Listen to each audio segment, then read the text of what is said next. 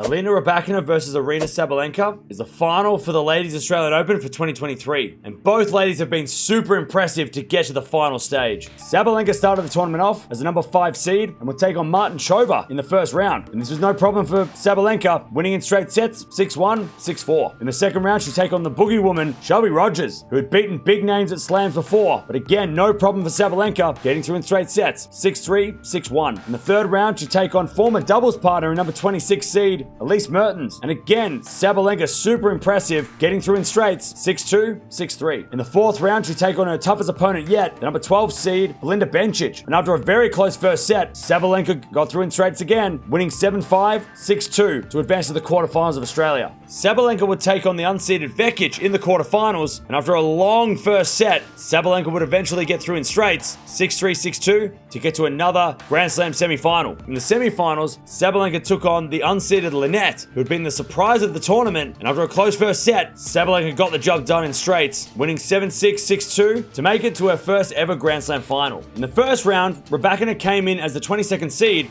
and will take on Choki Aredo, and after a close first set, she got through in straights, winning through 7-5, 6-3. In the second round, she took on the youngster Yuvan, but this was no trouble for Rybakina, getting through easily under an hour, 6-2, 6-1. In the third round, she'd take on the 13th seed and last year's finalist, Danielle Collins, and after dropping the second set, she eventually got through in 3, 6-2, 5-7, 6-2. In the fourth round, she took on the number 1 player in the world, Iga Swiatek, and after a very close couple of sets, Rybakina got through, taking out the world number 1, 6-4, 6-4, to advance to her first Australian Open quarterfinal. In her quarterfinal, Rybakina would take on fellow Grand Slam champion Ostapenko, the number 17 seed. Rybakina demolished Ostapenko 6-2, 6-4 to get to her first Australian Open semi-final. In her semi-final, Rybakina would take on the number 24 seed Azarenka, and after a very close set, Rybakina took it out in straights 7-6, 6-3 to get to her second Grand Slam final. These two players have played 3 times before, with Sabalenka leading the head-to-head 3-0, but every match has been close 3 sets, and they haven't played since Rybakina has won that Wimbledon title. If Rybakina is going to win this one, she needs to serve big and she needs to hit the ground strokes